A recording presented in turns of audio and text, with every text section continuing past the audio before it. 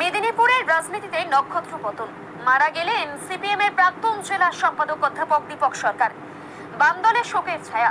প্রসঙ্গত উল্লেখ্য, বিতর্ক কখনো দীপক বাবুর পিছু ছাড়েনি। তার আমলে চমকাইতলা, কেশপুর, গড়বেতায় রাজনৈতিক বিরোধীদের ওপরে অত্যাচার চালানোর অভিযোগ উঠেছে সিপিএম এর বিরুদ্ধে। আবার নেতাই লাল গড়ে মাওবাদী মোকাবিলায় দলের কৌশল নিয়ে বারবার প্রশ্ন উঠেছে। জঙ্গলমহলের পরিস্থিতি মোকাবিলায় দীপক বাবুর সশস্ত্র প্রতিরোধের সিদ্ধান্ত দলের অন্তরেই প্রশ্নের মুখে ফেলে দিয়েছিল বারবার। দেখুন, নন্দীগ্রামের যেটা জমি আন্দোলন, সে সময় একটা রাষ্ট্রীয় সন্ত্রাস চালিয়েছিল সিপিআইএম, এবং জমি রক্ষার জন্য সেখানকার মানুষকে লড়াই করতে হয়েছিল এবং বহু মিথ্যা মামলায় তাদের জর্জরিত করা হয়েছিল। একদিকে সন্ত্রাস, সিপিএমের হারমাদদের সন্ত্রাস, আর অন্যদিকে যেই পুলিশ দিয়ে মিথ্যা মামলা দেয়া, হয়রানি করা, এগুলো নন্দীগ্রামের মানুষের উপর দীর্ঘদিন ধরে এই অত্যাচার চলেছে। পরবর্তীকালে রাজ্য সরকার মমতা বন্দ্যোপাধ্যায় আসার পর এবং সেখানে জমি আন্দোলনকারীদের এই মিথ্যা মামলা একে তাদের একটা বিপর্যস্ত অবস্থা, সেই জায়গা থেকে বেরোবার জন্য আইনি পথে কিছু উদ্যোগ নেওয়া হয়, কিন্তু অত্যন্ত রহস্যজনকভাবে এবং খানিকটা বিজেপি সিপিএমের উদ্দেশ্য প্রণোদিতভাবে হাত মিলিয়ে তারা চাইছে যেন সেই মামলাগুলো খুলে রাখা হয়। অর্থাৎ যে মানুষগুলো জমি রক্ষার আন্দোলনে ছিলেন, সিপিএমের সন্ত্রাসের বিরোধিতা করেছেন, যাদের বিরুদ্ধে মিথ্যা মামলার বিভিন্নভাবে তাদের হ্যারাস করা হয়েছে, বন্দি করা হয়েছে, তাদের ওপর এই দমনপীড়ন যাতে চলতে থাকে, তাই বিজেপি সিপিএম হাত মিলিয়ে এই চিত্রনাট্যটা তৈরি করছে এবং তাদের কিছু কিছু আইনজীবী আদালতকে গিয়ে বিভ্রান্ত করছে। আমাদের বিচার ব্যবস্থার উপর আস্থা আছে, কিন্তু এটাও দেখতে হবে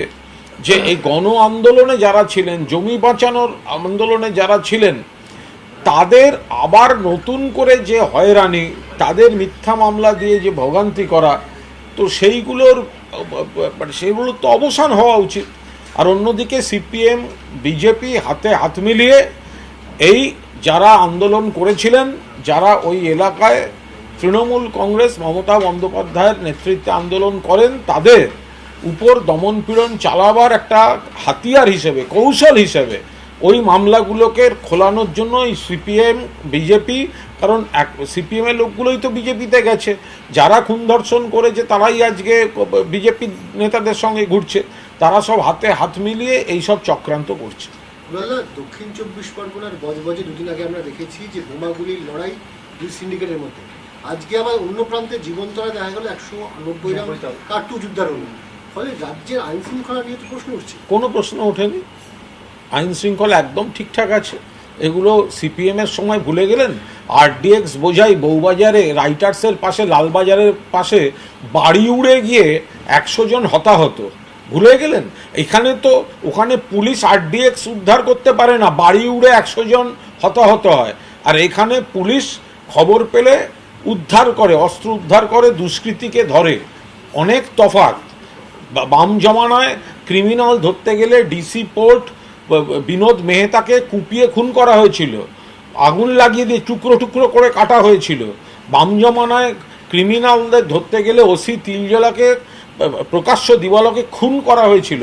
আর এখন আমরা অনেক ভালো আছি, কোথাও কিছু সমাজবিরোধী কার্যকলাপ হলে পুলিশ ধরছে, কার্তুজ উদ্ধার হয়েছে, এটাও তো পজিটিভ। কোনো অশুভ শক্তি সেটা ঢোকাতে চেয়েছে আর সেগুলো পুলিশ ইন্টারসেপ্ট করছে, ধরছে, ব্যবস্থা নিচ্ছে, হচ্ছে। তো বলতে এই যে বন্দুক উদ্ধার হচ্ছে বা গুলি উদ্ধার হচ্ছে, এগুলোই তো দুষ্কৃতীদের হাতে যাচ্ছে। আপনার মনে থাকবে যে কিছুদিন আগে এই জীবনতলাতেই একটা ইউপি গ্যাং ধরা পড়েছিল, এটাও পুলিশ ধরেছিল। হচ্ছে তো, দুদিক দিয়ে সমস্যা হচ্ছে। একদিকে হচ্ছে পূর্ব সীমান্ত, বাংলাদেশ সীমান্ত বিএসএফ ফেল করছে বলে ওখান থেকে 2-4টে লোক ঢুকে আসছে, খারাপ লোক, ওটা তো বিএসএফের দায়িত্ব। আবার কখনো দেখা যাচ্ছে ইউপি বা বিহার এদিক থেকে কিছু সশস্ত্র দুষ্কৃতী এখানে ঢুকছে পশ্চিমবঙ্গকে বদনাম করার জন্য। ফলে একদিকে যেমন বিএসএফ ফেল করছে, অন্যদিকে সেন্ট্রাল আইবিও ফেল করছে। এই যে অন্য রাজ্যে দুষ্কৃতী ঢোকা বা অন্য জায়গা থেকে দুষ্কৃতী ঢোকা, এটা তো মনিটর করার কথা সেন্ট্রাল আইবি। তাদের তো উচিত পুলিশের সঙ্গে কমিউনিকেট করা, তারা সেটা করছে না। সেই জায়গা থেকে পুলিশ তা সত্ত্বেও কাজ করছে, অন্য রাজ্য থেকে অস্ত্র আসছে সেগুলোকে ধরছে, অন্য রাজ্য থেকে ক্রিমিনাল আসছে ধরছে। আপনারা দেখবেন পুলিশের কত বড় সাফল্য, সারা ভারতকে জ্বালিয়ে মারে এই জামতাড়া গ্যাং।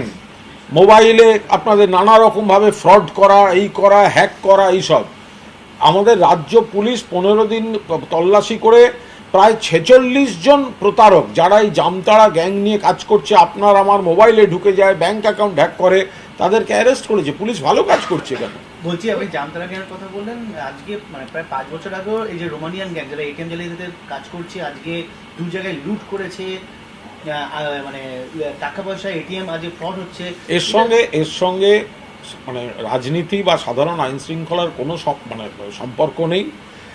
কিছু খারাপ লোক, দুষ্কৃতী, সমাজবিরোধী সময়ের সঙ্গে সঙ্গে তাদের অপরাধের ধরনও বদলায়। পুলিশও সেইভাবে ব্যবস্থা নিচ্ছে। কোনো খারাপ কাজ করেছে, পুলিশ প্রশাসন দেখছে, এরা কেউ ছাড় পাবে না। যারা করেছে তারা সবই ধরা পড়ে।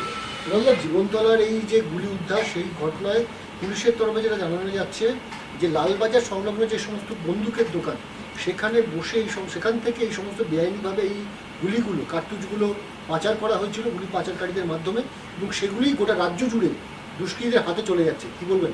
পুলিশ তো ভালো কাজ করছে। যদি কোথাও কোনো বেআইনি অস্ত্র পাওয়া যায় তাহলে তার সূত্র ধরেই তো কোথা থেকে হচ্ছে, কারা কাজ করছে, আইনি কাজ যারা করছে তাদের আবার কোনো জায়গা থেকে বেরিয়ে বেআইনি কাজের চক্র কোনো সাহায্য পাচ্ছে কিনা, এগুলো পুলিশ তো পয়েন্ট আউট করছে। তো ভালো কাজ করছে পুলিশ।